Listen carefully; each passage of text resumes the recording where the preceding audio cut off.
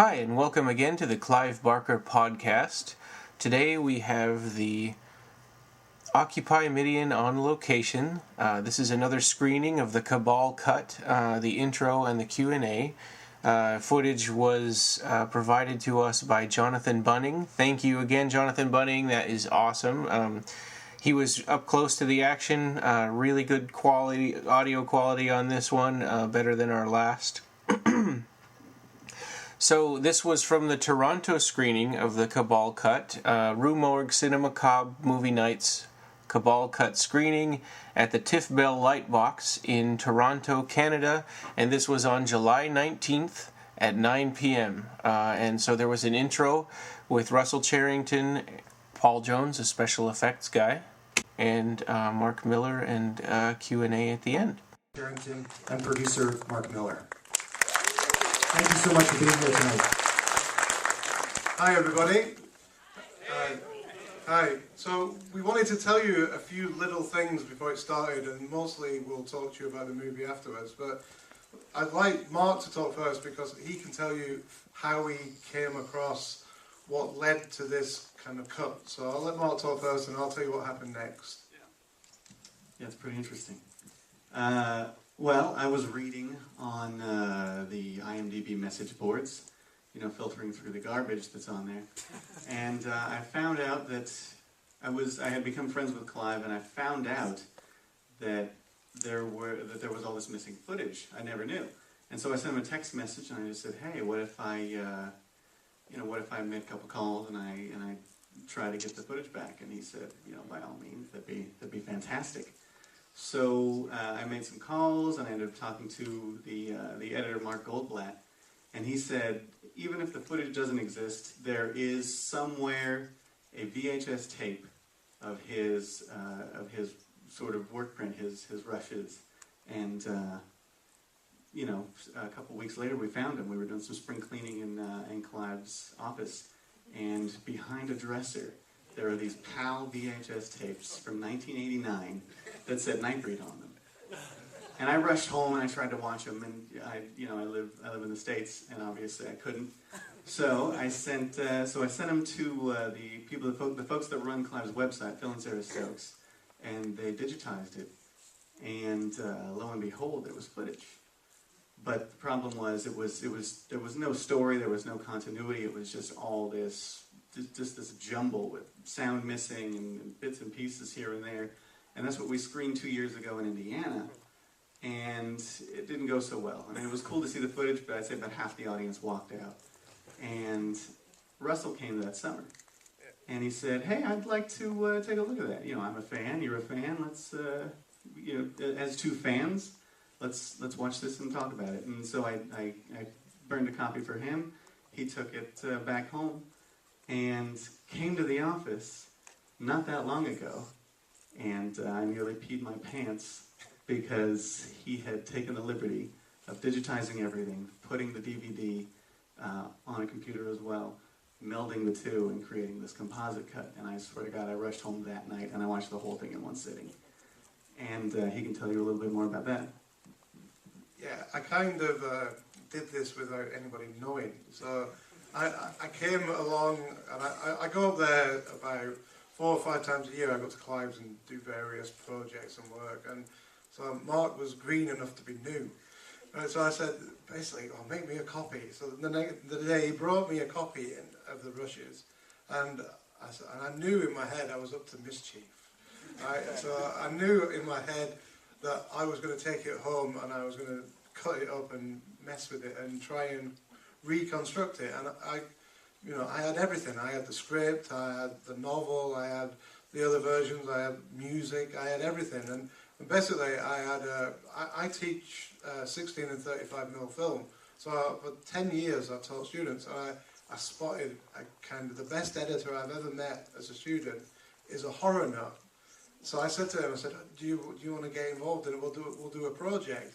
So he went and spent like $2,500 on an editing system just to do this out of his own money. And we basically started working on it, and each thing fell into place every single day. And it was, I knew from the beginning that I wasn't remaking Nightbreed. I knew that I was actually making Cabal. So, I mean, you guys read Cabal? Yeah, right. Right, so I kind of left Nightbreed behind in one sense and made Cabal. And the story changed in front of my eyes. Everything became different, as you'll see when you watch it. You'll see that different characters live, different things happen. And from that first work print, I made a version that was 2 hours 37 minutes long. And then when I took it and Mark peed his pants, he kind of said to me, guess what? I've got another work print. We found another one. And it's got the musical number in it. Now this musical number is legendary. You know, everybody wanted to see it and it was talked about for years. Well, that's restored and in there. So basically we had all those elements, and I went back and I spent another 3 months integrating and taking things out and working it out. And then I brought it back, and then Clive finally watched that version. And he went absolutely apeshit. He's just, oh my God. And then I get these excited messages, and I started to get notes from him about changes. And you know, the best thing for me as a filmmaker was he asked me to change 3 things in a 2 hour 37 minute movie. He didn't ask for me to redo this. He asked me to move one thing, trim one thing, and put a piece of sound in. That was it. And that made me feel that, you know, my empathy had worked. And so we did that, and then lo and behold, somebody got in touch with you and asked to screen it. But they didn't ask to screen what we'd done. They asked to screen the rough as shit work print. And, you know, and Mark said, ha-ha, we've got something much better than that. We've got a Cabal cut.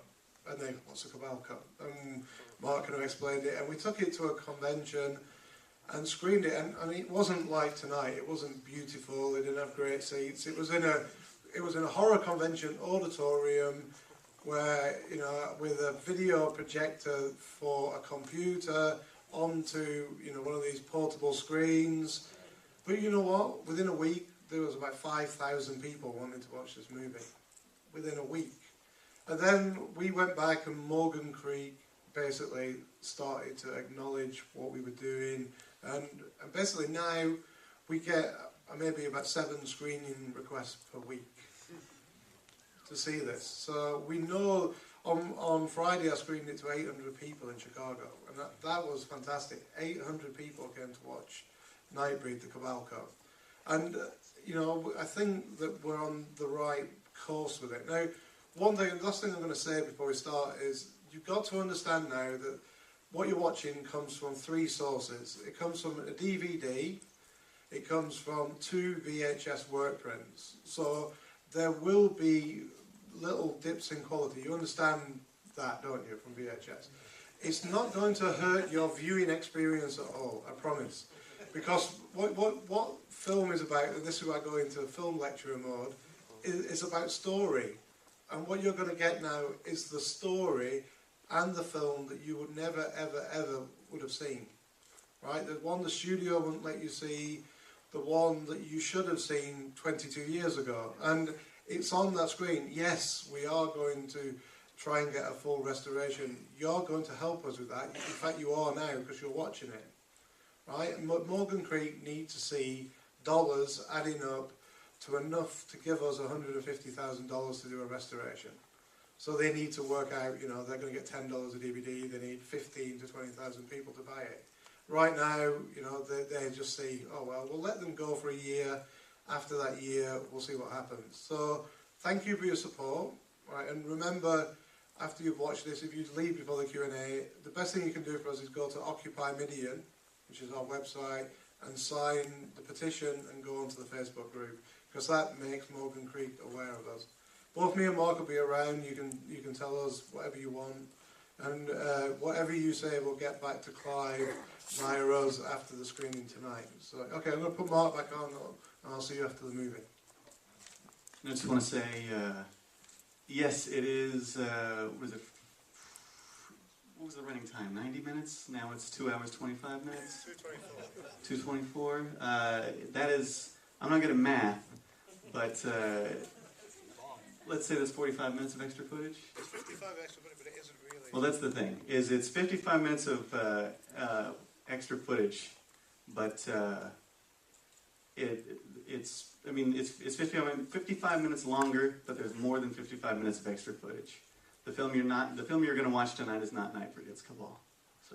All right, Enjoy. let's go to Midian. We're going to have these gentlemen back after. Stick around for the Q&A. We're also going to have makeup effects designer Paul Jones here. Enjoy. And now here's the Q&A with Paul Jones, Mark Miller, and Russell Charrington. This one is short.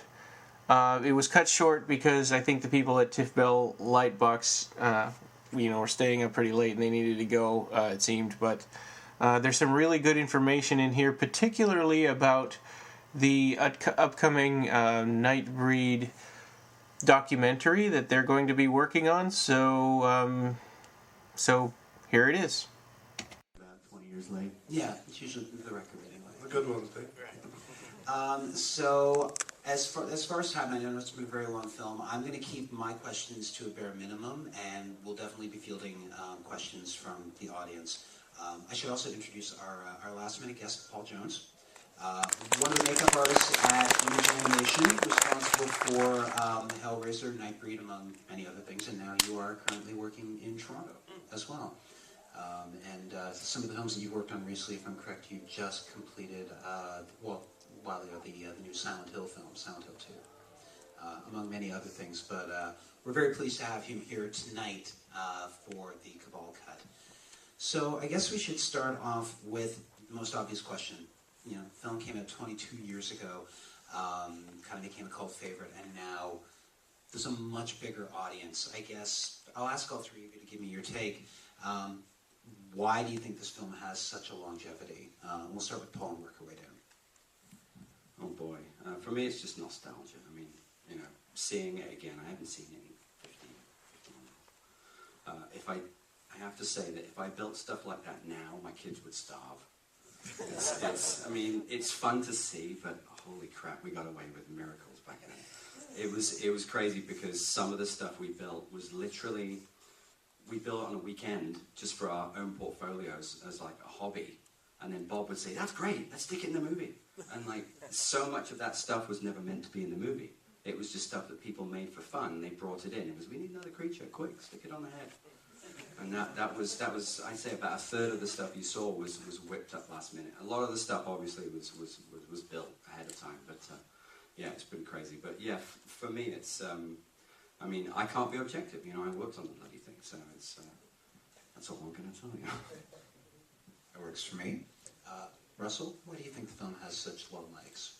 Well, I think its subject matter is more relevant today than it was when it was made 22 years ago. I think the world's evolved, and I think, you can see, in Clive, homosexual writer, all the notions of otherness, and, in the world, and I think that the themes are really important that, he was working on, and I just feel that the film needs to be seen in this format, and it needs to be properly restored, and I think that that's the really important thing about seeing it 22 years later. I also that it's a much different film. Do you guys think it was different than the other one?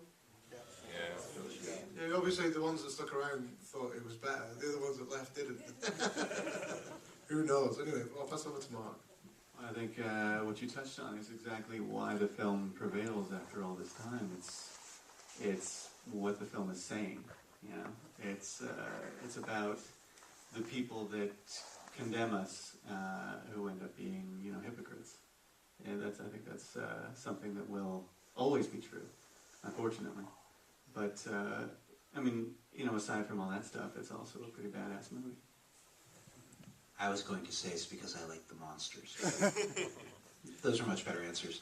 Now, one of the things we've noticed in watching this cut tonight, one of the things that you have done in going back to the material, is dubbing in the voice of Doug Bradley. For many who may not remember, with the original cut of the film, a German actor was hired to dub in the dialogue to give him an authentic German accent. But you guys went back and actually got Doug to do, basically his voice work all over again. How did that happen? We had no money because no one gave us any money, so the university I work at, I paid for him to come and give a guest lecture. and then I paid a recording studio. And so when Hellraiser was on, we jumped in a taxi, went to a recording studio. I had it all set up, and we dubbed it, and then I took him back to do the Q&A. And please don't tell the university that they paid for to dub it, right? Because no one was giving us any money, and we were doing this because it was love, and we wanted people to see it. But he's as enthusiastic as everybody. He tells everybody about it at horror conventions. He says there's a much more fantastic movie you could watch, and he's seen it and he's supportive. So that's great. I mean, I thought it was really important. You know, the reason that some of the actors got dubbed was because the studio wouldn't pay for them to fly to Los Angeles. So that's why that happened, and it was that simple. There was a German actor hanging around that could dub that voice, and that's what they did to it. And that's how soulless film studios can be. So it's a shame. Well, it's interesting as well, and this is more of an observation than a question. Watching the film and going between, the theatrical cut and the found footage, I had no idea that Catherine Chevalier was actually dubbed as well. I was actually very surprised by that. And she's a little bit harder to find, so yeah. Right. So I've been trying to find her, and I want to find everybody, because the piece of news that me and Mark can share with you is that we're pretty sure now that we're going to make a 90-minute feature documentary about Nightbreed from the beginning all the way through to it being seen by audiences again. And we want to interview everybody, all the special effects crew. We want to interview all the actors, and we want to make them all part of the process. I mean, before I left for this trip, I had lunch with Oliver Parker Pellegrin, with Nick Vince, with Hugh Ross, Narcisse, and Doug Bradley, and they basically said, they'll do anything for this film, for it to be seen properly. So, I mean, all the people involved, and I guess Paul's the same, and everybody, knew there was a much better movie lurking around in there, something that was more succinct, which was a little bit more Clive Barker as Clive Barker developed. And yeah, sure, there's nothing wrong with Nightbreed, and when it gets re-released, I'd like Nightbreed and the Cabal cut fully restored with absolutely amazing picture quality to sit side by side on Blu-rays. A little bit like the Blade Runner one, where you can see the different versions, and you get the documentary, and you can make up your own mind what you actually want to see. I think that's really important. Yeah, and due to the overwhelming response regarding the film, Morgan Creek has given us permission to use footage and photos from the film to put into the documentary, which usually costs a pretty penny. But, yeah. So we're excited about that. Well, it definitely seems to be chugging along. I'm going to throw in one more question. Well, actually, this is something that I learned from Paul. Paul actually acted in the movie as well. Would you like to tell everybody about your performance in the film? Well, I'd like to say I was the only effects guy to put on a monster suit, but pretty much if you weren't sculpting something, you weren't molding something, you were on bloody set, putting a suit on.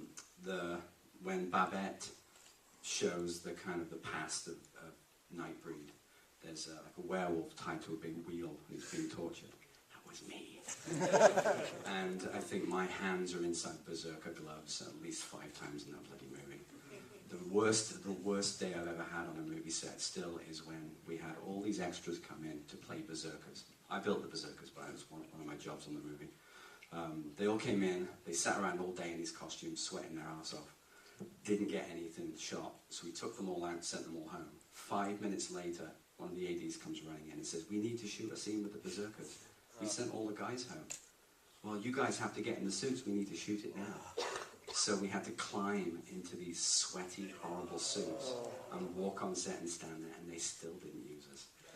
So yeah, you can't even do that now, it's against actual law. But there you go. I mean, most of the creatures and things were just people that turned up for the day, and they were made up, and that's why there was such a wide variety of them, isn't there?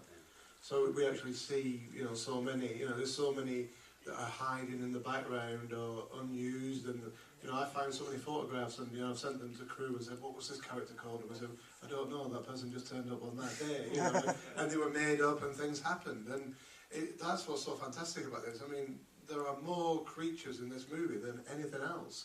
you know, if you added everybody up, it's just absolutely wonderful the amount that you actually see. And yeah, we fall in love with some of them. You know, we fall in love with Pelican, don't we? He's so badass. Yeah, he's such a great character. Yeah, you're meat for the beast. He's just great. Yeah. So anyway, let's throw it open, shall we? Yeah, absolutely. Let's start with you right in the front. Yes. Well, first of all, I gotta say, yeah. Okay, here we go. First of all, I mean, I think you deserve a big round of applause, Mark and Russell, for getting the ball rolling on putting the footage back together. Like, fantastic.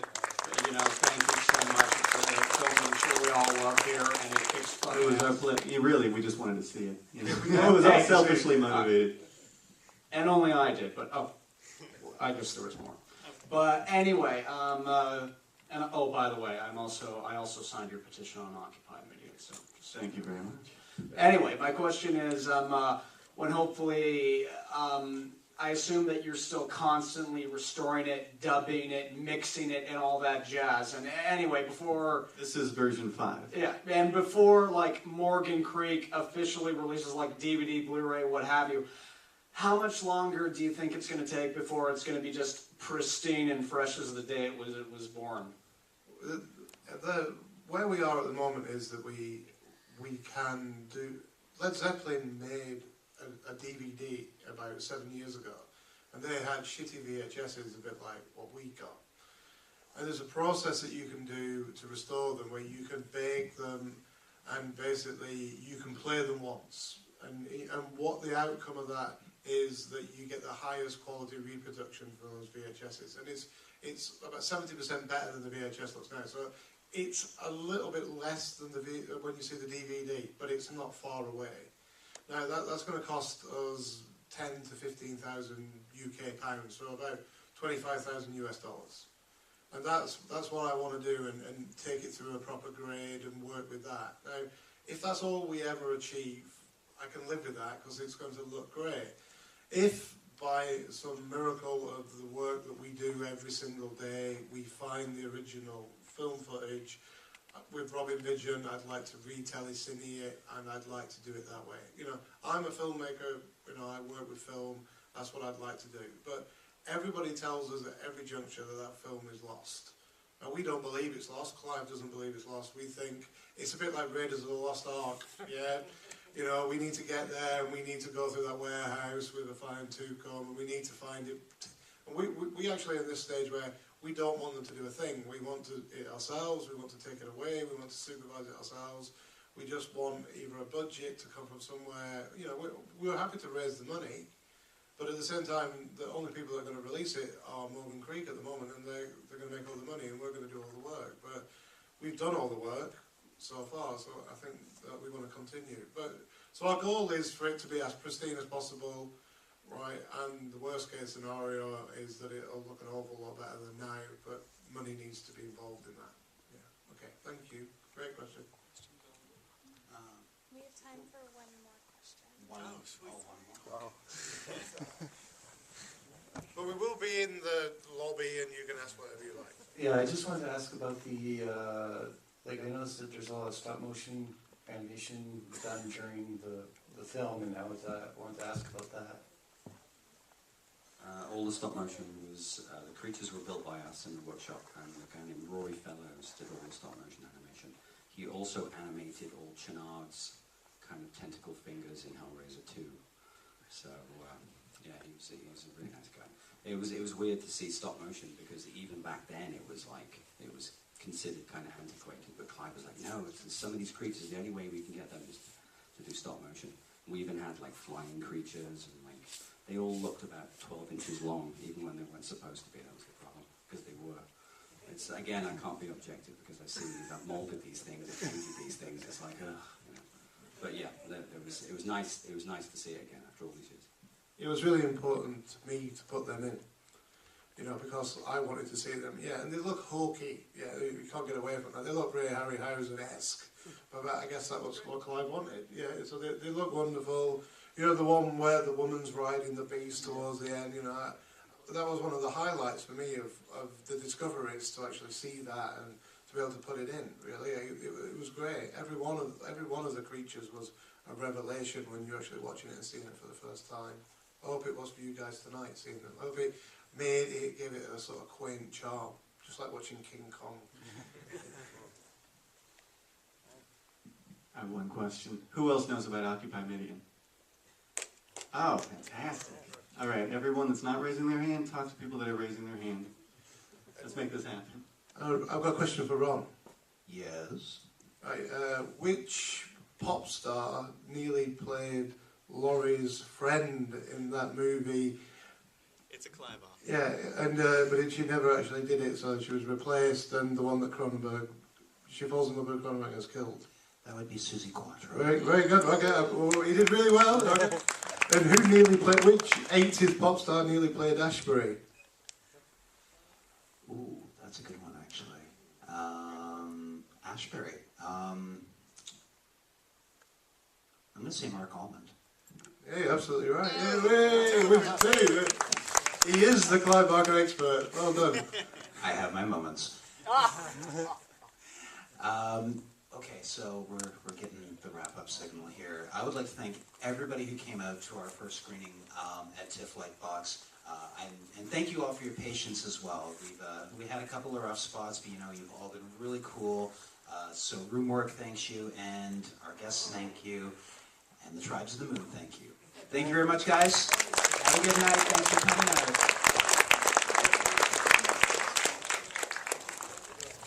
Thanks again to Jonathan Bunning for providing us this footage. You can find that video on the Occupy Midian Facebook page group. You can find us on the web at www.clivebarkercast.com. Follow us on Twitter at BarkerCast or at Occupy Midian. We also have a Facebook page, and or the website here is www.clivebarkercast.com. Thanks for joining us again. Our next regular episode should be in about a week, and we'll be talking about scripts for Clive Barker movies that have never happened, that never materialized into a movie. So this should be really interesting. So stay tuned.